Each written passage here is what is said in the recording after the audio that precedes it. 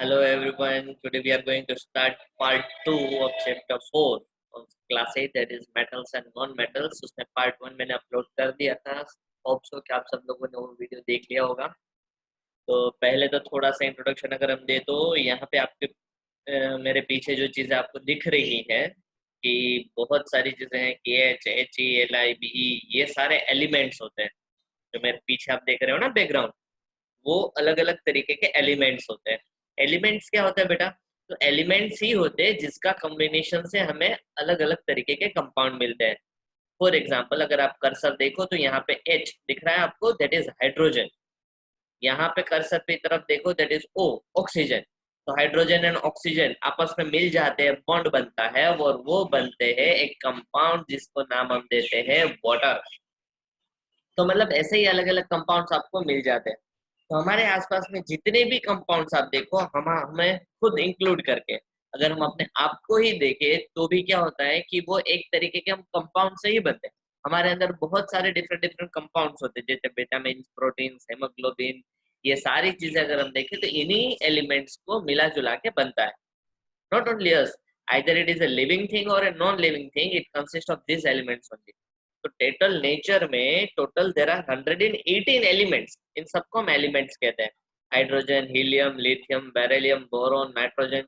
अभी आपको उनको याद रखने की जरूरत नहीं है, लेकिन आपको सिर्फ पता चले क्या क्या है. ऐसा कि यहाँ पे आप एक जिगजैग लाइन देख रहे हो, देखो यहाँ पे ये जो देख रहे हैं ना लाइट ग्रीन वाला, बी है, एस आई जी ई, ये सारा. उसके लेफ्ट साइड में ये सारी चीजें है. ये ग्रीन वाला पोर्शन, ये ब्लू वाला पूरा पोर्शन, और यहाँ पे पिंक वाला पोर्शन, ये लाइट ब्लू पोर्शन. तो मतलब ये सारे हैं मेटल्स जो हम पढ़ना जा रहे हैं. उसके राइट हैंड साइड में आप देखो, ये येलोइश कलर का देख रहा है आप, CnOFPS, उसे हम कहते हैं नॉन मेटल्स. तो ये सारे हो गए मेटल्स. तो आप देख ही सकते हो कि देखो मेटल्स कितने सारे, ये ग्रीन, ब्लू, ये पिंक, सभी को मिला देता वो बनते हैं मेटल्स. यहाँ पे ये येलो में है, उतने ही हमारे पास नॉन मेटल्स. और उसके बीच में जो ये जिगजैग लाइन आपको दिख रही है ना, ये लाइट ग्रीन जैसा है ना, येलोइश ग्रीन जैसा, तो वो बन जाते हैं मेटालॉइड्स. और उसे हम नाम देते हैं बेटा सेमी मेटल्स, जिनकी प्रॉपर्टीज मेटल्स और नॉन मेटल्स दोनों की मिला जुला के बीच वाली प्रॉपर्टीज होती है. तो चलो जहां से हमने छोड़ा था वहीं से हम स्टार्ट करते हैं कि भाई हम देखेंगे reaction of metal and non metal with water. Reaction of metal and non metal with water. तो जो वाटर के साथ अगर हम रिएक्शन करें तो ज्यादातर जो हाईली रिएक्टिव मेटल्स होते हैं, जो हाईली रिएक्टिव मेटल्स है वो क्या करते हैं, बहुत ही ज्यादा मतलब विगरसली रिएक्ट करते हैं. विगरसली रिएक्ट करने का मतलब होता है कि अगर वो उनके साथ रिएक्ट करो तो आग लग जाती है, मतलब ऐसे जैसे फटाका फूटता है वैसे. फॉर एग्जाम्पल एक सोडियम मेटल है. कौन सा मेटल है बेटा? सोडियम. सोडियम को जैसे ही हम पानी में ऐड करते हैं तो सोडियम ब्लास्ट हो जाता है. समझ में आया? तो इसीलिए हम अगर देखें तो इसी रिएक्शंस को हम कहते हैं विगरस रिएक्शंस. तो यहीं पे अगर हम देखना चाहें कुछ एग्जांपल्स, तो आपके सामने एक वाटर देख रहा है, कप में हमने वाटर लिया है, तो ये ग्रीन कलर का समझ लो कि हमारा सोडियम है. वो डायरेक्टली अगर वाटर के साथ कांटेक्ट में आएगा तो विगरसली रिएक्ट करेगा, मतलब बहुत ही तो भयंकर तरीके से कि वो आग लग जाएगी, सीधा ब्लास्ट हो जाएगा. इसीलिए हम उसको धीरे धीरे वाटर के साथ कांटेक्ट में आने देते हैं. तो इसलिए हमने उसको पेपर में रैप किया और फिर उस पेपर को हम वाटर में ऐड करते हैं, ताकि रिएक्शन को थोड़ा सा हम कंट्रोल कर सके. जैसे ही हम सोडियम मेटल को वाटर में ऐड करते हैं तो क्या होता है, धीरे धीरे धीरे धीरे वाटर है, वाटर के अंदर वो डिजोल्व हो जाता है. समझ में आया? तो वाटर का कलर चेंज हो गया. तो अगर इसी सॉल्यूशन को जैसे ही हमने कोई ना कोई मेटल को वाटर में ऐड किया तो कोई केमिकल रिएक्शन हुआ, इसी वजह से तो कलर चेंज हुआ. तो आपको समझना है ये एक तरीके का आपका एक इंडिकेशन है कि आप कैसे जान सकते हो कि केमिकल चेंज हुआ कि नहीं हुआ. तो उसमें स्मेल आ सकती है कोई अलग तरीके की, आपको कलर चेंज देखने को मिल सकता है, स्टेट ऑफ चेंज देखने को मिल सकता है, टेम्परेचर चेंज देखने को मिल सकता है. तो मतलब यहाँ पे हमने कलर चेंज देखा तो हम कह सकते हैं कि कोई ना कोई केमिकल चेंज हुआ. तो जो भी सॉल्यूशन बना, यहाँ पे जो भी सॉल्यूशन बन रहा है वो कैसा है उसे हमें चेक करना है. तो फॉर एग्जांपल हमारे पास केमिकल को इंडिकेट करने के लिए कुछ चीजें, जैसे कि वो क्या है, एसिड है, बेस है, या तो फिर सॉल्ट है. तो हम यहाँ पे ऐड करते हैं रेड कलर का लिटमस पेपर. अगर ब्लू लिटमस पेपर यहाँ पे मैंने ऐड किया होता तो कोई कलर चेंज मुझे नहीं देखने को मिला, इसलिए मैंने कौन सा ऐड किया? रेड. तो जैसे ही मैं रेड लिटमस पेपर वहां पे ऐड करता हूँ तो वो टर्न हो जाता है ब्लू। देखा आपको? तो अगर कोई सॉल्यूशन रेड लिटमस पेपर को ब्लू में टर्न करता है तो वो सॉल्यूशन होता है बेसिक। क्या होता है? Basic. Generally non metals do not react with water, though they may be very reactive in air. Such non-metals are stored in water. For example, phosphorus is very reactive non-metal. It catches fire if exposed to air. To prevent the contact of phosphorus with atmospheric oxygen, it is stored in water. तो मतलब आपको अच्छे से ये चीज पढ़नी है ना? तो एक बार ये पढ़ लो, क्या है आपको पूरा ये लिखना भी है। क्लियर? हाँ, तो आपको ये नोट्स पूरे लिख लेने हैं, जितने जितने नोट्स आपको बीच में यहाँ पे स्लाइड पे दिख रहे हो, सारे नोट्स आपको अपनी बुक में लिखने हैं बेटा। ठीक है? और दूसरी चीज अगर हम बात करें तो ये जो है उसको समझने की शायद थोड़ा सा टिपिकल था आपको समझने के लिए, लेकिन हम थोड़ा सा इंडिकेट करें कि यहाँ पे अगर हम पहले देखें तो हमने क्या लिया था, ये वाले में सोडियम लिया था। मैंने आपको क्या बोला कि सोडियम कैसा होता है बेटा? तो सोडियम वाटर में बहुत ही रिएक्टिव होता है। सोडियम वाटर से बहुत ही रिएक्टिव होता है, यानी विगरस रिएक्शन, सीधा ब्लास्ट हो जाता है। तो मतलब हमें क्या करना है, कभी भी सोडियम को वाटर के साथ या एयर के साथ कांटेक्ट में नहीं आने देना है, क्योंकि अगर आएगा तो जल जाएगा, ब्लास्ट हो जाएगा और हमें हार्मफुल हो सकता है वो चीज। क्लियर? तो हम कैसे रोक सकते हैं उसको? सोचो सोचो सोचो कि कैसे रोक सकते हैं। अगर उसको कांटेक्ट में नहीं आ रहा तो कहीं पे ओपन नहीं रख सकते।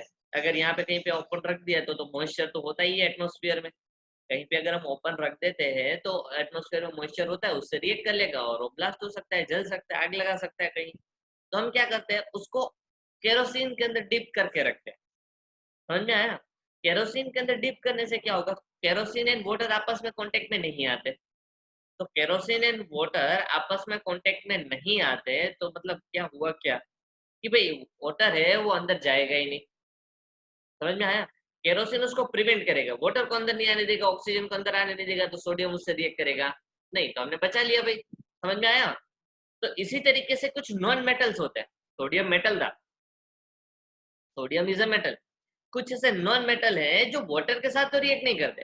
ज्यादातर नॉन मेटल्स वाटर के साथ रिएक्ट नहीं करते, लेकिन ऐसा ही विगरस रिएक्शन वो एयर के साथ कर सकते हैं। जैसे फोस्फरस एक नॉन मेटल है, तो फोस्फरस को अगर हम ओपन एयर में रख देते तो वो ब्लास्ट होता है, वो आग लगा सकता है। तो अगर उसको एयर के साथ कांटेक्ट में नहीं आने दे रहे तो हम फोस्फरस को किस में स्टोर करते हैं, वाटर के अंदर। फोस्फरस को पानी में डाल दो तो एयर अंदर नहीं जाएगा, तो फोस्फरस को प्रिवेंट कर लिया। समझ में आया? अगर वो वाटर एंड एयर के साथ रिएक्ट करके आग लगाते हैं तो केरोसिन में स्टोर कर लिया। और वो कौन सा मेटल होता था? सोडियम। नॉन मेटल अगर एयर के साथ रिएक्ट करते हैं, वाटर के साथ उसको कोई दिक्कत नहीं है, तो हमने उसको किस में स्टोर कर दिया, वाटर में। जैसे कि एग्जांपल फॉस्फोरस। तो ये दो दो एग्जांपल्स हो गए आपको दोनों के लिए, एक एक कि एक था मेटल और एक था नॉन मेटल। कुछ को हम केरोसिन में स्टोर करते हैं, कुछ को हम वाटर के अंदर स्टोर करते हैं। तो मतलब यही रिएक्शंस होते हैं जो आपको पता रखने हैं कि भाई केमिकल चेंजेस जो भी होते हैं वो कैसे होते हैं। ठीक है? तो ये वाटर के साथ रिएक्ट करके क्या करते हैं वाटर को, हाँ, कि भाई क्या क्या सॉल्यूशंस बनाते हैं, कुछ एसिडिक सॉल्यूशन बनाते हैं, कुछ बेसिक सॉल्यूशन बनाते हैं, तो कौन सा एसिड बनाता है, कौन सा बेस बनाता है, ये आपको याद रखना है। Now reaction of metal with basis. Reaction of metal with basis, कि अगर हम मेटल को बेस के अंदर ऐड करें, कि फॉर एग्जांपल कोई बेसिक सॉल्यूशन है, उसमें देखो मैंने ऐड किया था मेटल, ये लास्ट था मेटल का पीस। जैसे ही उसके नजदीक में लाइटनिंग मैच स्टिक ले जाता हूँ, कि एक मैच स्टिक लगाई, क्या किया पहले मैंने, कि ये टेस्ट ट्यूब में मैंने बेस ले लिया, बेस बना दिया। बेस के अंदर मैंने ऐड किया मेटल का कोई पीस। फिर उसमें मुझे देखने को मिलेगा कि कुछ बबल्स ऐसे निकलते हुए होंगे। समझ में आया? कि भाई छोटे छोटे छोटे छोटे बबल्स निकलेंगे। तो वो बबल्स हैं उसको मुझे चेक करना है, तो मैंने लाइटनिंग मैच स्टिक, एक मैच स्टिक को आग लगाई और जो टेस्ट ट्यूब का माउथ है वहां पे रखा। तो आपको आवाज सुनाई देगी। कैसे आवाज होगी बेटा? पट पट पट, ऐसे पॉपअप साउंड होगा, पट। और पॉपअप फोड़ते के नहीं दिवाली पे, तो ऐसा ही पॉपअप साउंड आपको देखने को मिलेगा। तो ये पॉपअप साउंड क्यों आ रहा है? क्योंकि यहाँ पे जब बेस और मेटल को आप मिलाते हो, बेस एंड मेटल जब आपस में रिएक्ट करते हैं तो हाइड्रोजन गैस प्रोड्यूस होता है बेटा। क्या प्रोड्यूस होता है? हाइड्रोजन गैस प्रोड्यूस होता है। और वही हाइड्रोजन गैस यहाँ पे जब मैचस्टिक के साथ आता है तो पॉपअप साउंड प्रोड्यूस करता है, क्योंकि हाइड्रोजन गैस एक्सप्लोसिव गैस है। हाइड्रोजन कैसा गैस है बेटा? एक्सप्लोसिव गैस है।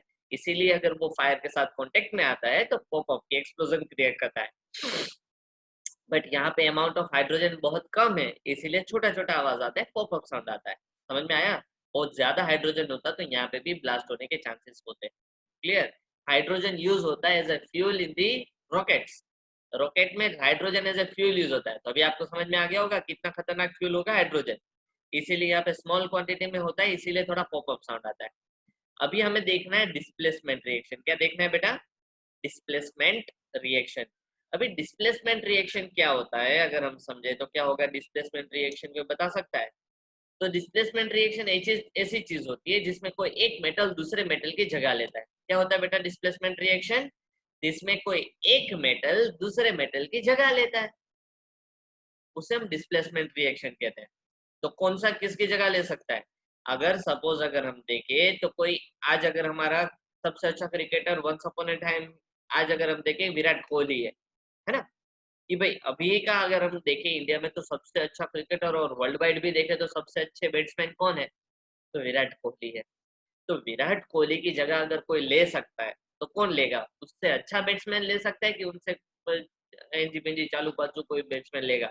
कि आप और मैं ले सकते हैं? ले सकते हैं? नहीं ले सकते। अगर विराट कोहली की जगह कोई लेगा तो उनसे भी अच्छा कोई बैट्समैन होगा वही ले सकता है। समझ में आया ना? तो सिमिलरली यहाँ पे भी मेटल की जगह कोई दूसरा मेटल लेगा, लेकिन कौन? एक ऐसा मेटल ले सकता है जो अंदर के मेटल से ज्यादा रिएक्टिव है। ज्यादा reactive metal low reactive metal की जगह ले सकता है। समझ में आया? वरना ले सकता नहीं है। तो यहाँ पे मैं आपको एक एग्जांपल देता हूँ कि क्या क्या चीजें हैं। तो आपको देखना है, यहाँ पे आपके पास 5 बीकर है। Beaker A, B, C, D and E. तो ये जो 5 बीकर है उसमें आपको थोड़ी सी चीजें देखनी है कि भाई 5 बीकर है उसमें है क्या, है ना? कि भाई 5 बीकर है उसमें पहले वाला जो बीकर है उसमें हम लेते हैं कॉपर सल्फेट। क्या लेते हैं बेटा? Copper sulphate. ये जो दूसरा वाला बीकर है उसमें भी सेम है, कॉपर। कलर देखने को मिल रहा होगा है ना आपको कि भाई क्या है? कॉपर सल्फेट है बेटा। क्या है बेटा? Copper sulphate. यहाँ पे दूसरे वाले में क्या लिया था बेटा हमने? उसमें भी क्या है हमारे पास? कॉपर सल्फेट है। क्या है बेटा? कॉपर सल्फेट, है ना? दूसरे में अगर हम देखें तो यहाँ पे भी ये वाला भी क्या है बी में? हाँ उसमें भी क्या है? Copper sulphate. ठीक है। फिर सी वाले में देखें तो उसमें जिंक मेटल है। कौन सा है बेटा? जिंक। जिंक सल्फेट, है ना? यहाँ पे हम लेते हैं आयन। क्या लेते हैं? Ion sulphate. ठीक है, सल्फेट आपको याद रखना है। लास्ट वाले में भी हम लेते हैं जिंक। क्या लेते हैं बेटा? जिंक। Zinc sulphate. तो मतलब हमारे पास हुआ क्या कि हमारे पास टोटल 5 बीकर है, 5 में से 2 में कॉपर सल्फेट है, 2 में जिंक सल्फेट है और एक में आयन सल्फेट है। तो मतलब ऐसे अलग अलग हमने सॉल्यूशंस ले लिए। इसमें देखो कॉपर मेटल है, कॉपर मेटल है, जिंक मेटल है, आयन मेटल है। इसमें भी सिर्फ आयन नहीं है बेटा, आयन सल्फेट है, यहाँ पे भी जिंक सल्फेट है। तो मतलब ये सारे मेटल्स है। तो हम अलग अलग चीजें ऐड कर रहे हैं। देखो हम क्या कर रहे हैं, पहले में मैंने ऐड किया जिंक। क्या ऐड किया बेटा? जिंक। तो जैसे ही मैं जिंक ऐड करता हूँ दूसरे में भी जिंक ऐड करता हूँ, फिर कॉपर ऐड करता हूँ, कॉपर ऐड करता हूँ और कॉपर। पहले दो में एक में जिंक एक में आयन। बीकर ए में जिंक, बीकर बी में आयन। बाकी तीनों में हमने ऐड किया यहाँ पे सी पे। सी पे मैंने ऐड किया कॉपर, डी पे ऐड किया कॉपर और ई में ऐड किया आयरन। समझ में आया? फिर से एक बार कि पहले मैं यहाँ पे नाम देख रहे हो, नाम समझ में आ गए। तो ए में मैं ऐड क्या कर रहा हूँ? जिंक मेटल ऐड कर रहा हूँ। बी में मैंने क्या ऐड किया? आयन मेटल ऐड किया। सी में मैंने क्या ऐड किया? कॉपर मेटल ऐड किया। डी में मैंने क्या ऐड किया? कॉपर के पार्टिकल्स ऐड किए। और ई में मैंने क्या ऐड किया? आयन के पार्टिकल्स ऐड किए। समझ में आया? तो चलो अभी हम करते हैं स्टार्ट कि भाई यहाँ पे अगर हम देखें तो क्या क्या हो सकता है। चलो देख लेते हैं। ठीक है, इसमें हम ऐसी सारी चीजें ऐड करते हैं तो फिर क्या क्या चीजें हो सकती है पॉसिबल, वो हम ट्राई करते हैं। क्लियर। तो यहाँ पे कॉपर सल्फेट वाला जो था उसमें हमें कलर चेंज देखने को मिला, दूसरा कॉपर सल्फेट था उसमें भी कलर चेंज देखने को मिला, सी डी एंड ई में कोई कलर चेंज हुआ नहीं। तो इससे हम क्या कह सकते हैं कि पहले दो बीकर में कोई ना कोई केमिकल रिएक्शन हुआ है, सी डी और ई में कोई केमिकल रिएक्शन हुआ नहीं है। इसमें क्या हुआ कि हमने ऐड किया था जिंक, क्या ऐड किया था बेटा, जिंक। तो जिंक है वो कॉपर से ज्यादा पावरफुल है, जिंक क्या है बेटा, कॉपर से ज्यादा पावरफुल है, इसी ने कॉपर को लगा दिया धक्का। तो नीचे देखो पार्टिकल्स ब्राउन कलर के दिख रहे हैं, वो पार्टिकल्स है कॉपर के, और ये सॉल्यूशन बन गया जिंक का। समझ में आया क्या हुआ, zinc is more powerful than copper, इसीलिए जिंक कॉपर से ज्यादा पावरफुल है, इसीलिए जिंक ने क्या किया, कॉपर को धक्का लगाया, कॉपर को निकाला बाहर और खुद सॉल्यूशन में जाके बैठ गया। इसीलिए इसे हम कहते हैं कॉपर, जिंक ने कॉपर का डिस्प्लेसमेंट किया, जिंक ने कॉपर का डिस्प्लेसमेंट किया। दूसरे वाले में देखते हैं, यहाँ पे हमने ऐड किया था, सॉल्यूशन तो कॉपर सल्फेट का ही था ब्लू कलर का, लेकिन इसमें हमने ऐड किया था आयन, ये वाला आयन ऐड किया था। तो आयन के पार्टिकल्स जैसे ऐड किए तो इसमें भी कलर चेंज हुआ। तो क्या हुआ कि भाई आयन भी कॉपर से ज्यादा पावरफुल है, इससे हम साबित कर सकते हैं ना, तभी तो कलर चेंज हुआ। अगर लेस पावरफुल होता तो कलर चेंज नहीं होता। तो आयन है वो कॉपर से ज्यादा रिएक्टिव है, इसीलिए उसने कॉपर को डिस्प्लेस किया और एक नया सॉल्यूशन आयन सल्फेट बना दिया, और नीचे पार्टिकल्स आपको जो दिख रहे हैं वो कॉपर के होंगे क्योंकि कॉपर अलग हो गया। यहाँ पे भी हम अगर देखें तो ये जिंक सल्फेट का सॉल्यूशन है, इसमें हमने ऐड किया था कॉपर, तो कोई कलर चेंज देखने को मिला नहीं, कोई चेंज नहीं हुआ। इससे हम कह सकते हैं बेटा कि भाई कॉपर है वो जिंक से लेस रिएक्टिव है, लेस पावरफुल है, इसलिए उसको डिस्प्लेस कर सकता नहीं है। सिमिलरली कॉपर आयन से भी लेस रिएक्टिव है, लेस पावरफुल है, इसलिए उसने आयन सल्फेट के सॉल्यूशन में भी कोई कलर चेंज देखने को मिला नहीं। लास्ट वाला है जिंक का सॉल्यूशन, जिंक सल्फेट, उसमें हमने ऐड किए थे आयरन के पार्टिकल्स, तो इसमें भी कोई कलर चेंज देखने को नहीं मिला। तो हम कह सकते हैं कि भाई आयन भी है वो जिंक से लेस पावरफुल है। तो यहां से अगर हम देखें तो जिंक के दो सॉल्यूशन थे, एक में हमने ऐड किया था कॉपर और एक में हमने ऐड किया था आयरन, तो दोनों में से कोई भी जिंक की जगह ले पाया नहीं, तो तीन है हमारे पास, कॉपर, हाँ। तो हम कह रहे थे कि अगर हम उन तीनों में से अगर हम देखें तो फिर हम क्या करेंगे बेटा, कि अगर यही चीज अगर हम देखते बेटा कि यहाँ पे सी और डी में, सी और डी में क्या था, जिंक का सॉल्यूशन हमने लिया था, है ना, सी और डी में हमने जिंक का सॉल्यूशन लिया था, सी में हमने ऐड किया कॉपर के पार्टिकल्स और ई में हमने ऐड किए आयरन के पार्टिकल्स। तो दोनों में से कहीं पे भी हमने चेंज देखने को मिला नहीं। तो कहीं पे भी चेंज देखने को नहीं मिला, यानी पता चला कि भाई ना तो कॉपर जिंक को जगह ले सकता है, ना तो आयन है वो जिंक की जगह ले सकता है। It means that zinc is most powerful among copper, ion and zinc. समझ में आया। यहाँ पे कॉपर के सॉल्यूशन थे, उसमें जिंक ने भी कलर चेंज दिखाया, आयन ने भी दिखाया, मतलब जिंक भी कॉपर से पावरफुल है और आयन भी कॉपर से पावरफुल है। तो अगर हम अरेंज करने चाहे तो सबसे ज्यादा पावरफुल कौन हुआ, जिंक, उससे कम थोड़ा पावरफुल कौन हुआ, आयरन, क्योंकि उसने कॉपर को अलग कर दिया, और सबसे कम पावरफुल कौन हुआ, कॉपर। ये पावरफुल की जगह हम वर्ड यूज करते हैं बेटा रिएक्टिव, क्या यूज करते हैं, reactive. So most reactive metal is zinc, उससे थोड़ा लेस रिएक्टिव है आयरन, एंड उससे भी थोड़ा लेस रिएक्टिव है कॉपर। तो मतलब ऐसे ही डिस्प्लेसमेंट रिएक्शन करके हम चेक कर सकते हैं कौन सा मेटल कितना रिएक्टिव है, या तो फिर किससे ज्यादा रिएक्टिव है और किससे लेस रिएक्टिव है। समझ में आया। तो चलो आगे बढ़ते हैं हम, कि ये था हमारा डिस्प्लेसमेंट रिएक्शन, समझ में आया। तो यहाँ पे पहला रिएक्शन दिखाया जाए कि बीकर ए में कॉपर सल्फेट में जैसे ही मैंने जिंक ऐड किया जो पूरा ब्लू कलर का था, तो अभी जिंक सल्फेट है वो कलरलेस बन गया और कॉपर के रेड कलर के पार्टिकल्स आपको बॉटम में दिख रहे थे, टेस्ट सॉरी बीकर ए में, बीकर ए में, ठीक है। अगर हम दूसरा रिएक्शन देखें तो उसी तरीके से हम बात कर सकते हैं कि भाई कॉपर सल्फेट में हमने आयन को ऐड किया, कॉपर सल्फेट में हमने क्या ऐड किया बेटा, कॉपर सल्फेट में हमने ऐड किया आयन को, तो फिर क्या हुआ, तो आयन सल्फेट बन गया और कॉपर अलग हो गया। तो यहाँ पे हम कह सकते हैं you can write down the reaction taking place in beaker B is similar in the manner.